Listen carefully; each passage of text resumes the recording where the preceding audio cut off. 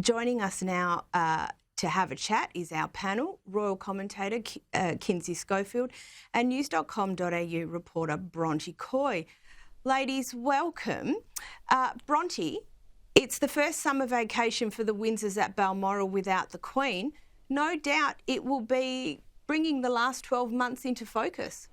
Yeah, absolutely. And not even just for the royals, but on a broader scale. I think for everybody that felt the impact of the Queen's death, it's really a time to reflect on that. But for the royals, certainly having their annual holiday there at the place where the Queen loved it so much. Even Harry spoke about how his happiest memories were at Balmoral. The whole family really enjoys that annual holiday. And of course, the Queen passed away there. So it's going to be very poignant this year. It'll be very emotional, I'm sure. And it's really going to be hard to imagine them all there without her.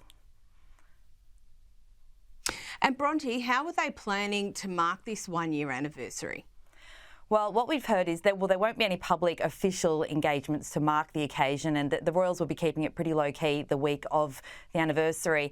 There have been some conflicting reports about which royals will actually be present at Balmoral on the day of the anniversary, but the BBC is reporting certainly that Charles and Camilla will definitely be there, obviously, and that it will just be the two of them, and they'll just have a private day of reflection and with nothing really planned. But then, of course, the royals will be coming in. The senior royals will be visiting across the summer. So you can imagine when they are all together, and that includes Charles's siblings, Kate, William and the kids, that they will then, dedicate some time to having a bit of a memorial of their own for the Queen.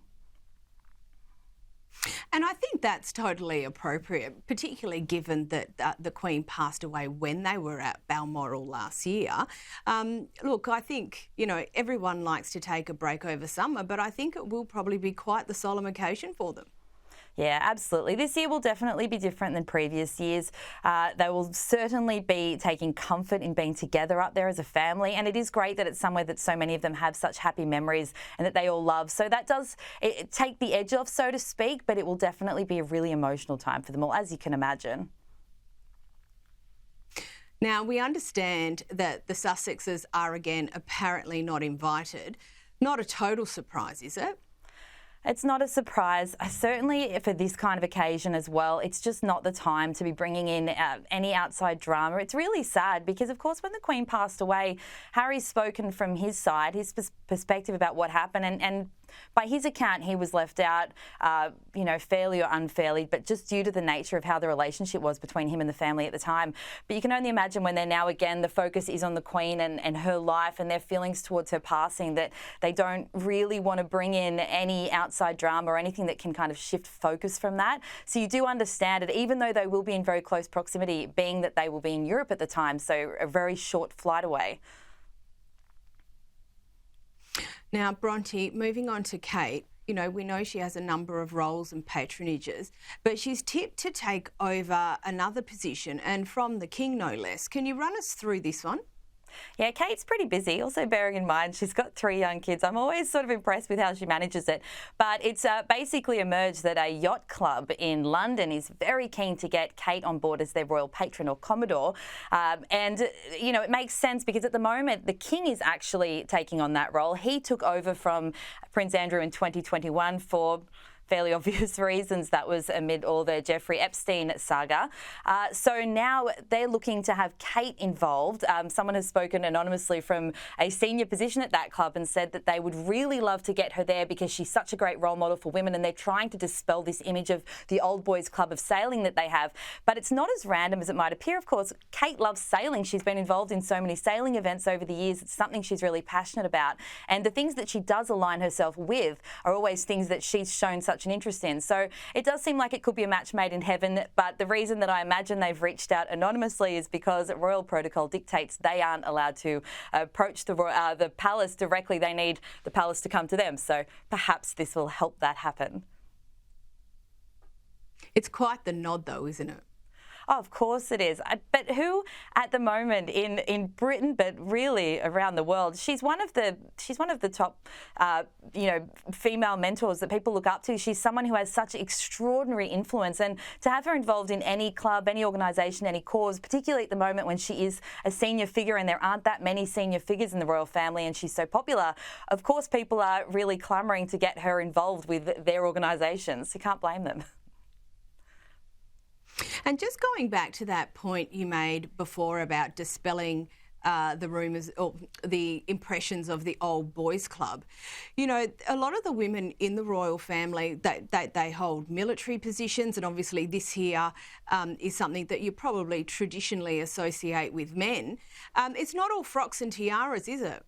No, absolutely not. Princess Anne is such a fantastic example of that. But they really do get in and get involved. And I think that that's one of the great reasons that they are good role models. I mean, there is so much pomp and ceremony, and it is easy to remember, you know, take a look at the Buckingham Palace garden parties and have that image in your mind when you think about the royals. But exactly as you just said, there are so many occasions and roles that they take on that where they're showing, you know, aspects of female empowerment that are really important, and they're showing, you know, all the things that we can do. And Kate is a good example of that. Now, last week, you know, we talked about this exceptional blue between the Sussexes and the Beckhams.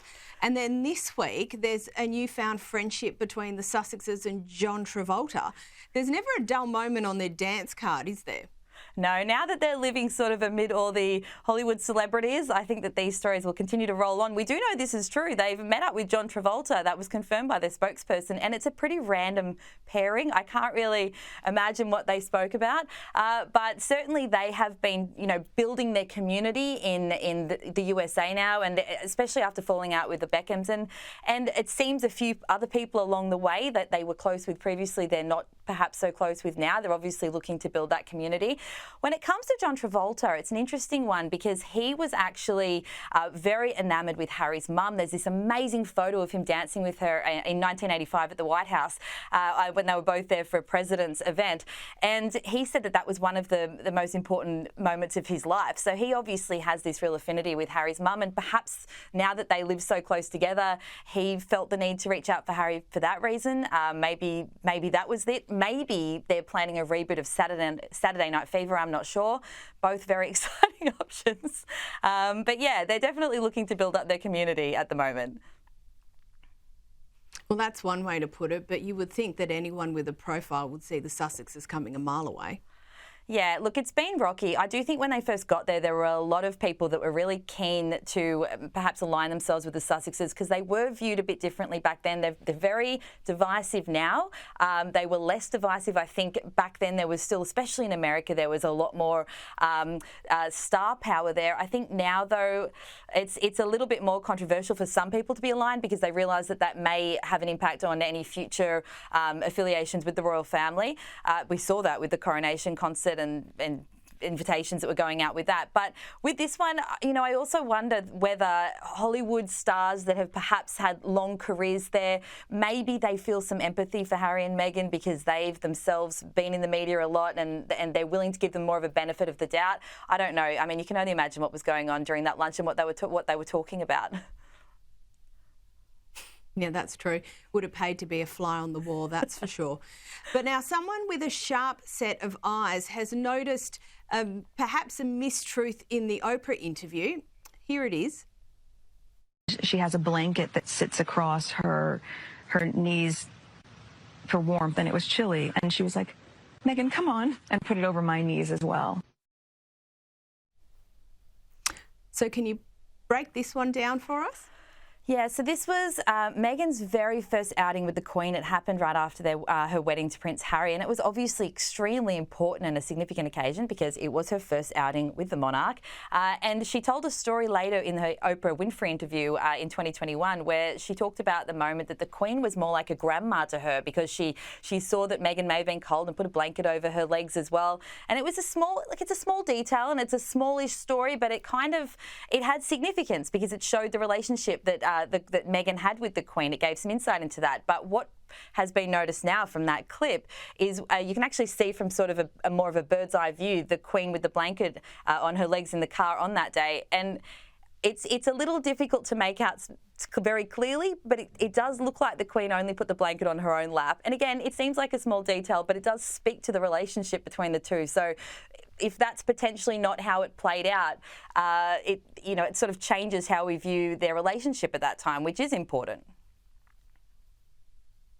And look, we do criticise the Sussexes a fair bit, and to be fair, a lot of the media does. But look, I'm really happy to see that Meghan is going to Dusseldorf to the Invictus Games to support Harry. Yeah, absolutely. This is such a great cause. Invictus Games is so inspirational and it really draws attention from around the world. And that is largely because of Prince Harry's involvement. And Meghan has also been very involved at the recent events. And she wasn't confirmed to attend until recently, but we now know she will be there and she'll have an official role where she will host an event at the closing ceremony. Prince Harry will, of course, give a speech. But what also will happen is that we will see the two of them attending events and taking part in it, which really does create a bigger spotlight on the events. And it's so important. And what I'm actually really hoping for is that maybe we get our first, full Sussex family outing. We haven't seen the four of them together, and this is such an important cause and something that Harry himself founded. So it would be a really great opportunity to see the family out, showing their support for it all. And it would be a nice new chapter in the Harry and Meghan story in the media at the moment. It'd be a nice thing to talk about, but we'll see if that happens. Yeah, absolutely.